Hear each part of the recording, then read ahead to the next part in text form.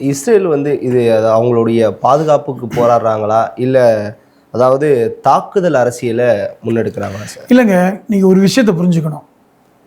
Israel வந்து அந்த மத்திய தரை நாடுகளில் இருக்கிறது.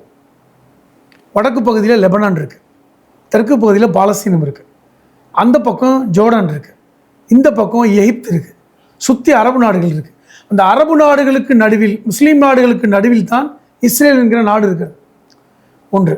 இரண்டாவது, இந்த அத்தனை நாடுகளுமே இஸ்ரேலோடு முரண்பட்ட நாடுகள் தான், புரிஞ்சுங்க.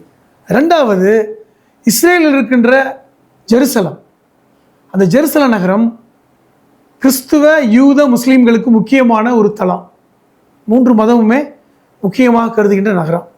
அந்த ஜெருசலத்தை யார் கையில் வைத்துக்கொள்வது என்கிற ஒரு பிரச்சனையும் இருக்குங்க, ஒன்று. இரண்டாவது, அந்த மத்திய தரை நாடுகளை தன் கண்ட்ரோலில் கொண்டு வர வேண்டும் என்று இஸ்ரேல் நினைக்கிது. அதை அமெரிக்காவை வைத்து பயன்படுத்த பார்க்குறாங்க. அதன் அடிப்படையில் தான் ஒப்பந்தங்களை போடுறாங்க. அதுக்கு பேர் ஆபிரகாம் ஒப்பந்தம் சொல்கிறாங்க. இந்த ஒப்பந்தத்தின் அடிப்படையில் தான் சவுதி அரேபியாவோட ஒப்பந்தத்துக்கு வர்றாங்க, கத்தாரோட ஒப்பந்தம், அரபு அமீரகத்தோட ஒப்பந்தம், இப்படியெல்லாம் ஒப்பந்தங்களை போடுறாங்க. இதன் மூலமாக ஈரானை தனிமைப்படுத்த வேண்டும் என்று நினைக்கிறாங்க. ஏனென்றால் ஈரான் வந்து அரபு நாடு அல்ல,